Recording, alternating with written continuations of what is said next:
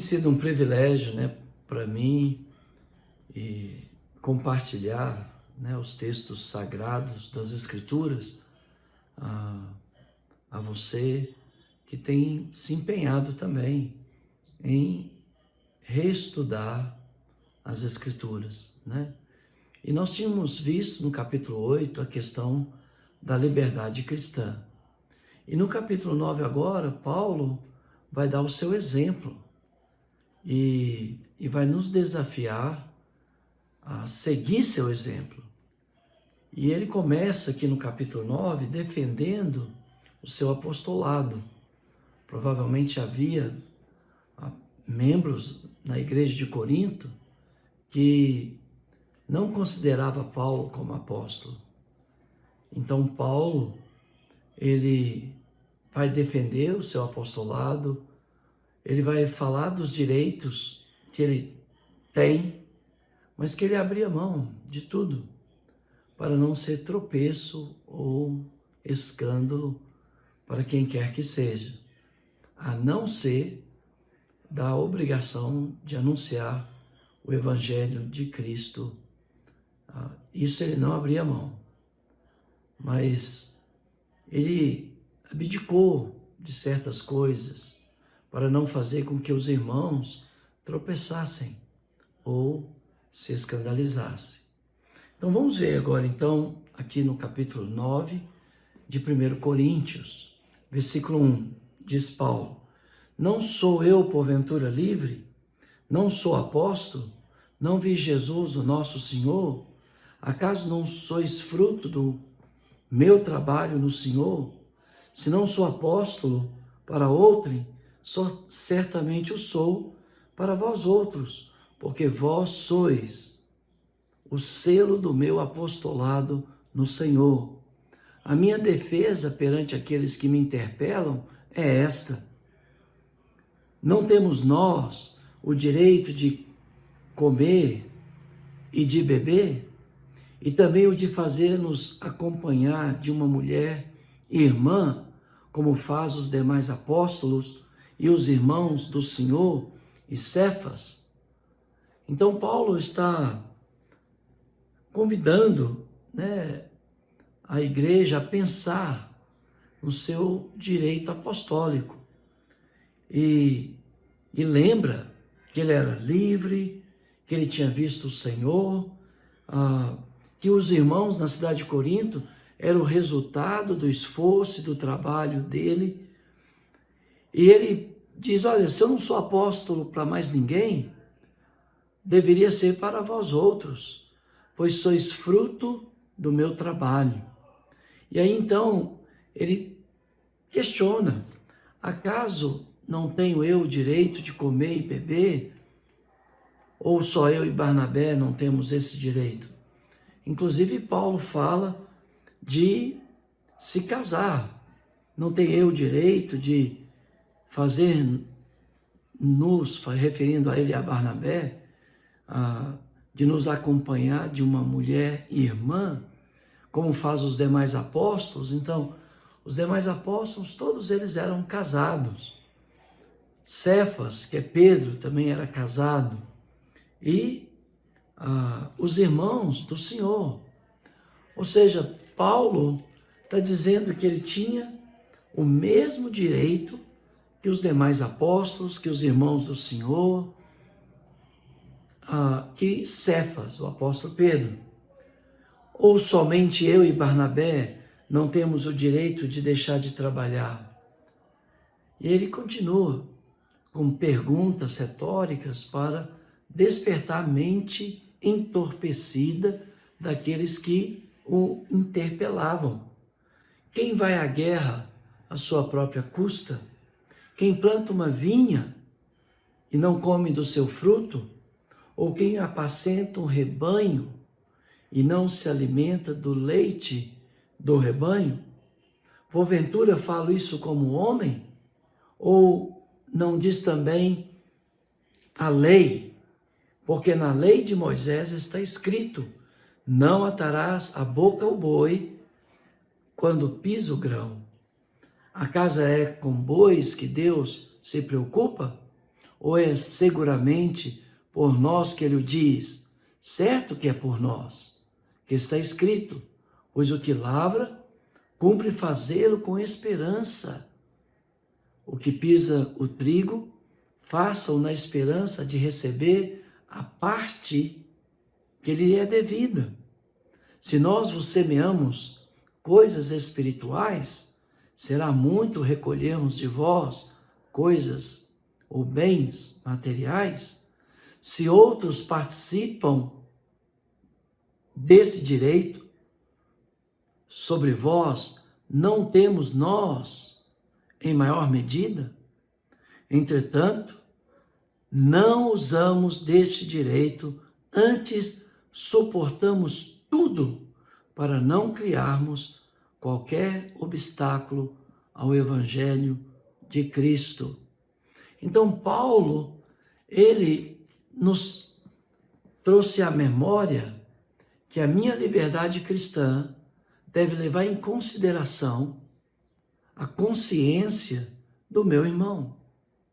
E Paulo agora aplica esse ensinamento a ele mesmo. Primeiro ele alega os seus direitos de comer, de beber, de casar, de recolher bens materiais da igreja, uma vez que ele compartilhava os bens espirituais com a igreja. Ele lembra que era a prática dos apóstolos, de Cefas, dos irmãos do Senhor. Ele lembra da lei de Moisés, quando ele disse que o boi debulhava o trigo, mas a sua boca não era amordaçada para não se alimentar do trigo. E ele questiona, é de bois que Deus está preocupado? Certamente não. É a nosso respeito que Deus escreveu isto na lei de Moisés. Então Paulo, ele continua dizendo que ele abriu mão dos seus direitos. Para quê? Para não causar nenhum obstáculo ao Evangelho de nosso Senhor e Salvador Jesus Cristo. Então, qualquer coisa, mesmo que você tenha direito, causa escândalo, ou leva seu irmão ao tropeço, ou leva seu irmão de volta ao pecado, você deve abrir mão. Mesmo tendo conhecimento, mesmo tendo direito, você deve abrir mão para não causar tropeço ou escândalo, nem obstáculo à pregação do Evangelho de nosso Senhor Jesus Cristo. Então, ele tem os seus argumentos. O primeiro é colocado por meio de uma afirmativa. Se não sou apóstolo para outrem, certamente o sou para vós outros, porque vós sois o selo do meu apostolado. O segundo argumento do apóstolo Paulo é enfático. Vós sois o selo do meu apostolado no Senhor. O que é um selo? Alguma coisa que dá ao outro o direito de posse. Quando se marcava alguma coisa ou um objeto com selo, ninguém poderia violar aquele objeto. Era propriedade exclusiva, inalienável do dono. A igreja de Corinto tinha provas do sobejo da legitimidade do apóstolo Paulo. Ele menciona dois direitos essenciais de um apóstolo. O primeiro, o direito de casar-se, como ele falou. Segundo, ele tinha o direito de não ter de trabalhar secularmente enquanto estivesse trabalhando na obra missionária. E ele fala, os meus argumentos, a minha defesa é perante aqueles que me interpelam. Não temos nós o direito de comer e beber? Ou somente eu e Barnabé não temos o direito de deixar de trabalhar? Assim, um apóstolo tinha o direito de casar-se e o direito de ser sustentado pela igreja. Paulo, porém, relembra os irmãos: se outros têm esse direito sobre vós, nós não temos maior direito, uma vez que suportamos tudo para não criarmos qualquer obstáculo ao Evangelho de Cristo. Então, Paulo está aplicando na sua própria vida o que ele ensinou no capítulo 8. E ele, então, ele continua dizendo aqui, no verso 13, não sabeis vós que os que prestam serviço sagrado do próprio templo se alimentam? E quem serve ao altar, do altar tira o seu sustento? Assim ordenou também o Senhor, o que pregam o Evangelho, que vivam do Evangelho. Então, Paulo cita outros exemplos, como aqueles que serviam no templo, se alimentavam do templo. Aqueles que serviam no altar, tirava do altar o seu sustento. E ele lembra uma ordem do Senhor: aquele que prega o Evangelho deve viver do Evangelho. As nossas igrejas precisam aprender a ser participante de todas as coisas boas àqueles que os ensinam, os instruem, os aconselham, os admoestam, os exortam na palavra do Senhor. E nós precisamos aprender a ofertar para a manutenção dos servos do Senhor, dos ministros da pregação do Evangelho, segundo a ordem do Senhor. Na igreja, nós temos aprendido, através das Escrituras, que o servo do Senhor, eles entregam 100% do que eles ganham a serviço do Senhor. Como? Número 1, de 100% que eles ganham, eles têm a responsabilidade de cuidar bem da sua família. Porque está escrito em 1 Timóteo capítulo 5, se você não cuida da sua casa, você é pior do que o incrédulo. Então, se você é casado e tem filhos, você precisa prover o sustento da sua família antes de dar dinheiro na coleta da igreja. Você precisa prover o alimento, as vestes, no caso da esposa, o direito conjugal que ela tem, no caso dos filhos, uma educação na presença do Senhor, vestimentas, recreação. Ou seja, se você não cuida bem da sua própria casa, você não vai poder servir na casa do Senhor. Seria hipocrisia, minha e sua. Porque se nós não cuidamos bem das nossas famílias, somos piores do que os incrédulos. Mas também, número 2, nós precisamos aprender a dar assistência aos nossos progenitores, aos nossos pais, na velhice. Muitas vezes eles perdem a capacidade de ter seus recursos para a sua manutenção. E se você não cuida dos seus pais, com o que você ganha do suor do seu rosto, você é hipócrita, mesmo trazendo oferta à casa do Senhor. Deus não recebe a sua oferta. Deus não aceita a sua pessoa. Porque está escrito: esse povo honra-me com os seus lábios, mas o seu coração está longe de mim. E em vão ensina doutrinas que são preceitos de homens. Os judeus estavam negligenciando os seus pais, dizendo que tinha consagrado suas propriedades, suas casas, seus bens ao Senhor, sendo usuários dos seus bens, das suas casas, das suas propriedades, mas não podiam beneficiar os seus pais. Eles chamavam isso de oferta de corbã. E Jesus disse em Mateus capítulo 15, vocês são hipócritas, porque está escrito, honra o teu pai e a tua mãe. E Jesus insiste em dizer que este é o primeiro mandamento com promessa. Portanto, de 100%, provavelmente você vai gastar uma grande parte cuidando bem da sua esposa, dos seus filhos. Uma menor parte ajudando seus pais nas suas necessidades.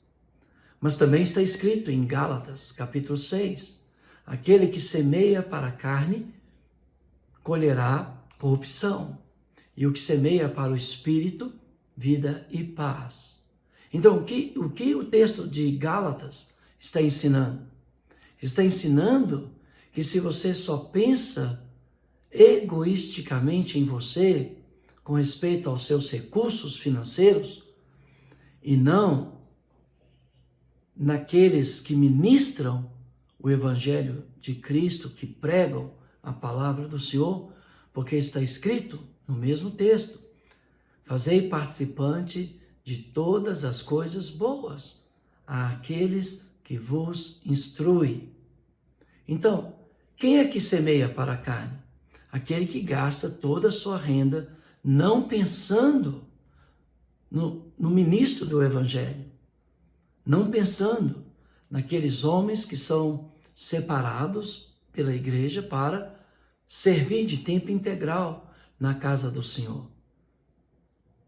E você está gastando tudo que ganha, tudo que tem consigo mesmo, você está plantando para a carne e para a destruição. Mas se você faz participante de todas as coisas boas, aquele que te instrui, então você vai tirar uma grande parte do que você ganha para a missão, para a pregação, para o ensino, para aqueles que ministram, que ensinam, que vos admoestam. Então, de 100%, talvez você tenha gastado 60% com a sua esposa e seus filhos, que está incluído nesses 60% a educação dos seus filhos, a recreação da sua família, uma viagem aqui, de vez em quando, um passeio ali, mas te sobrou 40%. Desses 40%, talvez você decida dar 15% para a sua mãe, para os seus pais, nas necessidades deles. E aí então você decide no seu coração quanto que você vai dar, porque agora você só tem 25%, porque você dispensou 60% à sua família, 15% aos seus pais, e talvez você, dos 25%, você decide contribuir para aqueles que estão de tempo integral na casa do Senhor com 20% daquilo que você ganha. E ainda te sobrou 5%, mas esse 5% não é seu. Porque também está escrito que nós devemos fazer o bem a todos, principalmente os da família, da fé. Então, talvez você ouve que um irmão, uma irmã tem uma necessidade de pagar uma receita médica, de uma necessidade, e você ouve. E talvez os seus 3% suple a necessidade daquela irmã, daquele irmão que está em necessidade. Mas sobrou 2%. O que você faz? Vou tomar sorvete com ele? Não, porque você já dispensou a sua casa 60% de tudo que você ganha, 15% aos seus pais, 20% àqueles que ministram, ensinam, vos admoestam. Então você dá na coleta da igreja e você conseguiu ajudar uma irmã, um irmão ou uma família com uma necessidade específica. E você está andando na rua e vê alguém em necessidade, ou sabe de alguém na rua da sua casa em necessidade, você leva aqueles 2%. Ou seja, você deu 100% a Deus. Nós não somos dizimistas. Nós entregamos tudo que possuímos ao Senhor. Nós trabalhamos não mais para nós. Paulo disse em Efésios capítulo 4, você que roubava, não roube mais, antes trabalhe com as próprias mãos para ter com que socorrer os que necessitam.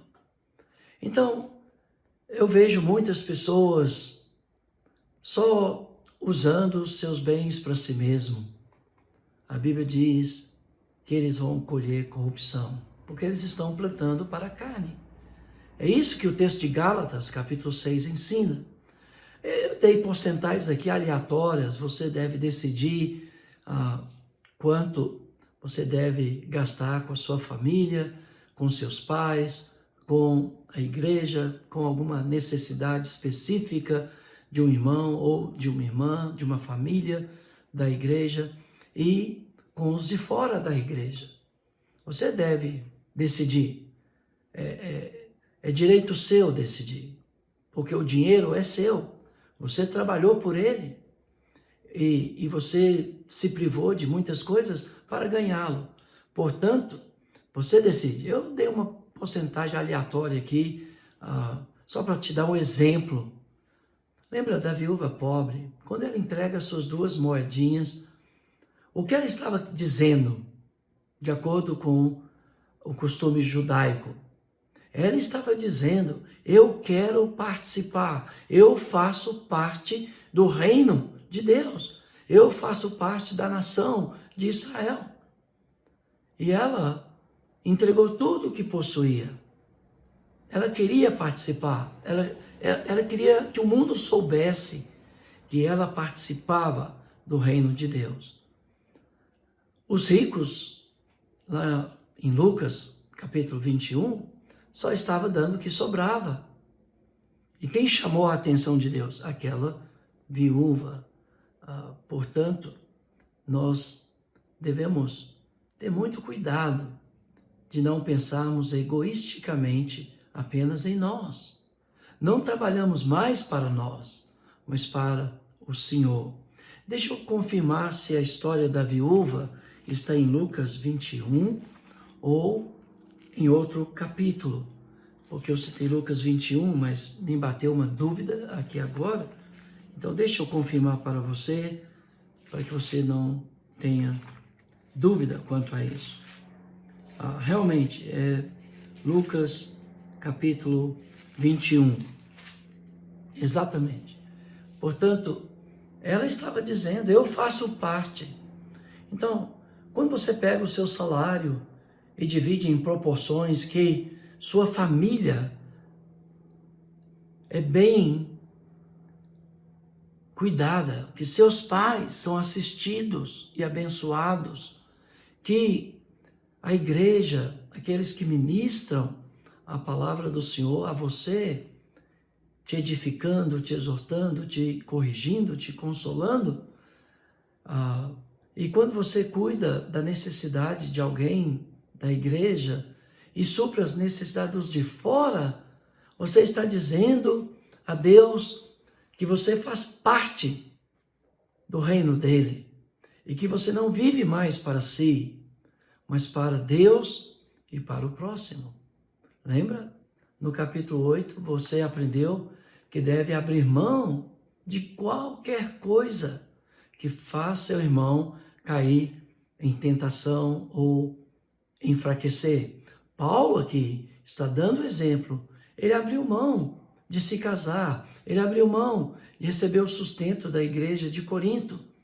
Embora pudesse exigir ter esses direitos, ele abriu mão. Com qual objetivo? De não causar nenhum obstáculo ao evangelho de Cristo. Mas ele mostra através das suas argumentações, que ele tinha o direito. Ele fala do boi. A casa é de bois que Deus se preocupa. Ele fala do templo, daqueles que ministravam no templo e se alimentavam do templo, do sacerdócio, do altar, aqueles que serviam no altar e alimentavam-se do altar. Então ele lembra a instrução do Senhor Jesus Cristo, aquele que prega o evangelho, que vivam do evangelho. Mas olha o que Paulo vai falar com a igreja de Corinto, porque aqueles irmãos não estavam focados em fazer aquilo que o Senhor tinha ordenado. Paulo até disse, outros participam desse direito. Não temos nós? Muito mais. Sois fruto do nosso trabalho, o selo do nosso apostolado.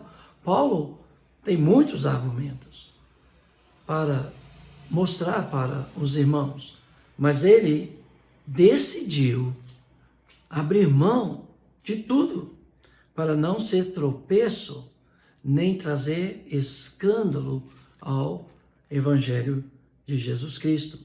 No verso 15, Paulo continua a falar que ele abriu mão dos seus direitos. Eu, porém, não me tenho servido de nenhuma destas coisas, e não escrevo isto para que assim se faça, porque melhor me fora morrer antes que alguém me anule esta glória. Se anuncio o evangelho, não tenho de que me gloriar, pois sobre mim pesa essa obrigação. Porque ai de mim, se não pregar o evangelho. Se faço de livre vontade, tenho o galardão, mas se constrangido, então por responsabilidade. Às vezes, por responsabilidade, temos que fazer coisas, mas se fazemos de boa vontade, temos galardão. Se é por responsabilidade, é porque fui constituído despenseiro de Deus. Ou seja, o despenseiro não tem que preocupar com a provisão do alimento. Deus cuida disso. Deus já nos deu a provisão de alimento que devemos dar à igreja, a sua palavra. Este é o alimento. Este livro é a fonte de vida e paz. Seguindo a instrução dos apóstolos que recebeu de Jesus Cristo, nós seremos fortalecidos na força de Deus, no seu poder, e seremos amadurecidos e aptos para realizar toda boa obra. Talvez você nunca ouviu um ensinamento como o que você acabou de ouvir, com respeito aos recursos que você ganha com o suor do seu rosto. Uma parte para a sua família, uma parte para os seus pais, uma parte para a igreja, uma parte para suprir a necessidade de alguém da igreja, uma parte para os de fora. Nós não somos dizimistas. Nós, como a viúva pobre, quando ela oferta aquelas 2 moedinhas, ela estava dizendo, eu faço parte e eu quero contribuir. E ela alegrou o coração de Deus. Você não quer só semear para a sua carne. E aqui ele está falando de fazer coisas que em si não são imorais. Cuidar da casa, cuidar da educação dos filhos, cuidar da boa alimentação, de vestimenta. Não, são coisas boas. Mas se só fazemos isso e não importamos com os nossos pais, não importamos com os ministros da palavra, não importamos com o necessitado da irmandade, não nos importamos com os necessitados de fora da irmandade, gastando 100% com tudo isso, estamos plantando para a carne e vamos colher corrupção.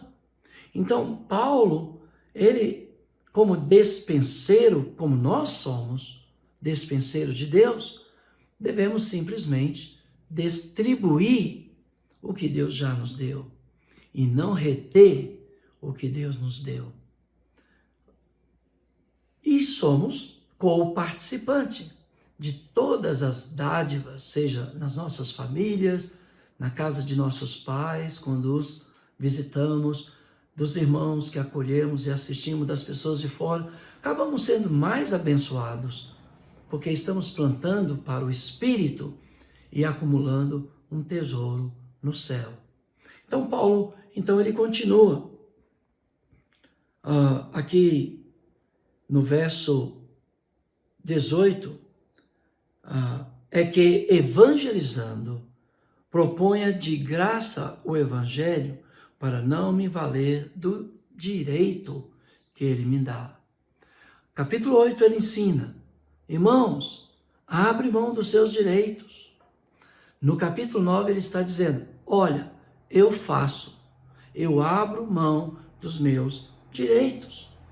Porque, verso 19, sendo livre de todos, fiz-me escravo de todos, a fim de ganhar o maior número possível. Eu sou livre de todos. Eu não estou sujeito a nenhum sistema religioso organizado contemporâneo. Eu estou sujeito ao padrão estabelecido pelos apóstolos no Novo Testamento.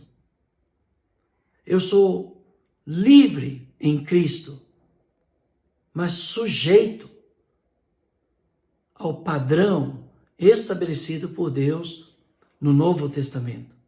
E o padrão estabelecido por Deus é que eu abra mão dos meus direitos a favor do bem-estar dos meus irmãos, para não golpear-lhes a consciência, para não escandalizá-los, para não levá-los de volta ao pecado.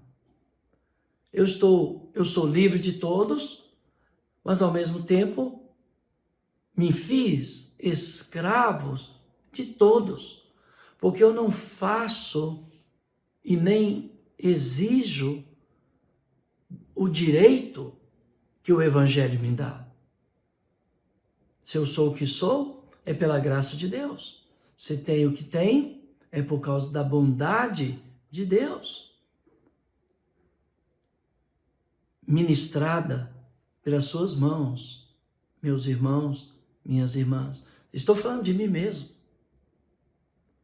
porque eu recebo o sustento da igreja para servir a igreja de tempo integral.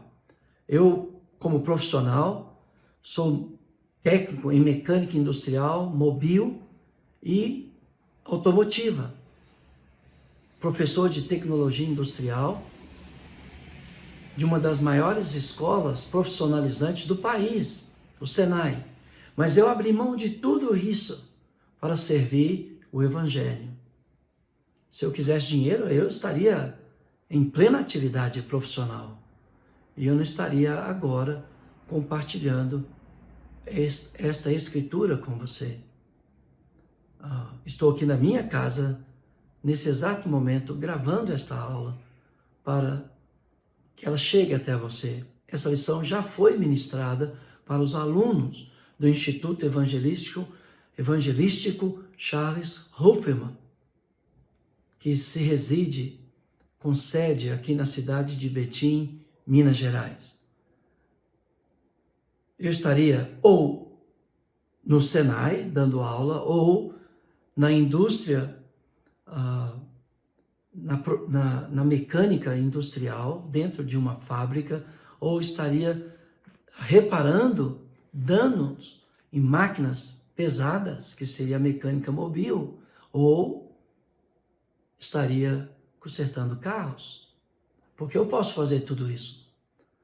Ou fazendo eletricidade predial. Eu tenho muitas profissões e eu abri mão de todas elas para ganhar quase nada na igreja, por amor de vós, irmãos. Então, por que eu fiz isso? Porque eu sou bom? Não. Eu sou mau, eu sou pecador. Eu não vivo pecando, mas eu peco.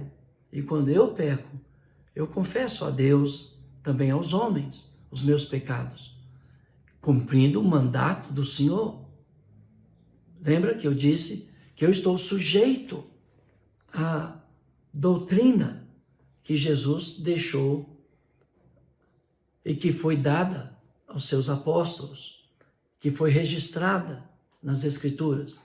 Portanto, sendo livre, podendo até ser rico, decidi seguir o exemplo do apóstolo Paulo, que com certeza seguiu o exemplo de Jesus Cristo, nosso Senhor.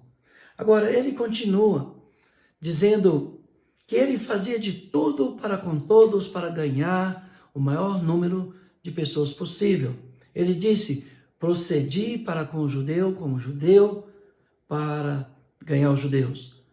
Para aqueles que vivem debaixo do regime da lei, para ganhar aqueles que vivem debaixo da lei, não estando eu mesmo debaixo da lei, porque a lei é maldição. A lei diz: maldito todo aquele que for pendurado no madeiro.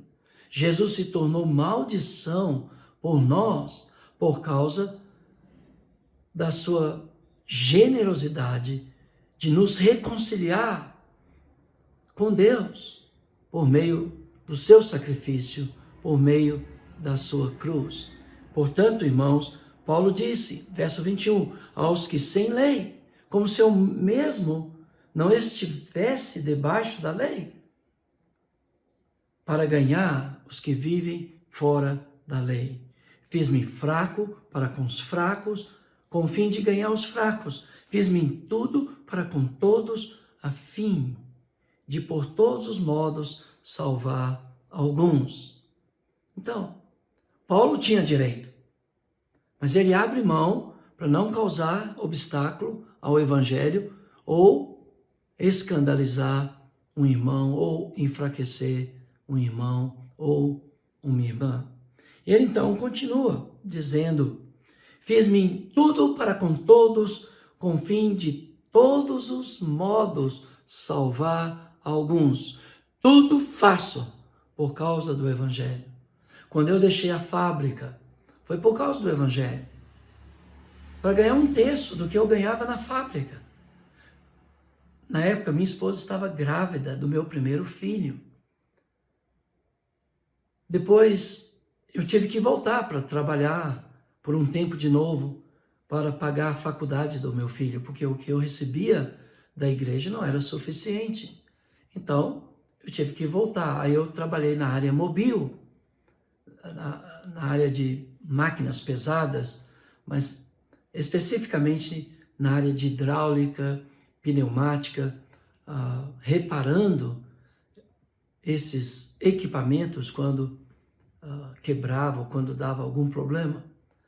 Mais tarde eu fui dar aula de tecnologia industrial no Senai, para ajudar a minha filha na faculdade. E eu posso lecionar várias disciplinas no Senai, desde a matemática aplicada, a eletrohidropneumática, mecânica industrial, a manutenção e tecnologia de bombas industrial, manutenção de máquinas, elementos de máquinas, desenho e tantas outras matérias que eu dava no Senai. Mas eu abri mão de tudo aquilo. E eu não estou dizendo isso para me engloriar, é para dizer que eu quero contribuir de algum modo para que o Evangelho de Cristo chegue até você. Por meio da pregação, do ensino das Escrituras, por causa do dom que Deus me deu de falar da graça dele para o seu coração. Portanto, Paulo, ele está dizendo, faça, eu fiz, no capítulo 9, e ele continua para terminar, ele disse, não sabeis vós que os que correm no estádio, todos na verdade, correm, mas um só leva o prêmio. Correi de tal maneira que alcanceis. Todo atleta que em tudo se domina. Aquele para alcançar uma coroa corruptível. Nós, porém, a incorruptível. Assim corro também eu. Paulo, se não se aplicasse à disciplina, ao treinamento, à perseverança, à fé, ao amor, a abrir mão dos seus privilégios e direitos, escandalizando um aqui, enfraquecendo outro ali, fazendo tropeçar outros, ele seria perdido eternamente. Por isso ele disse, assim também corro, não sem meta, luto não como deferindo golpes no ar, mas esmurro o meu próprio corpo e o reduzo à escravidão, para que, tendo pregado a muitos, não venha eu mesmo a ser desqualificado. Paulo ensina, mas ele dá o exemplo. E todo o meu testemunho pessoal aqui não foi Deus é testemunha. Não foi para dizer o que eu era, o que eu me tornei, o que eu fiz e abri mão, mas simplesmente para dizer que eu também estou tentando seguir os passos do apóstolo Paulo, o exemplo de Jesus. É claro, referindo a esses dois gigantes, Jesus, o maior de todos, eles perfeitos, eu, pecador, nada que eu faço vai me justificar perante Deus. Eu conheço os meus pecados. Dia e noite, eu suporto angústia e tristeza por causa dos erros que eu cometi contra o meu Senhor. Mas não desisto, porque eu também quero chegar e contemplar a glória do Senhor. Não desista. Esmurre o seu corpo, reduza-o à escravidão, para alcançar uma coroa incorruptível. Que Deus te abençoe.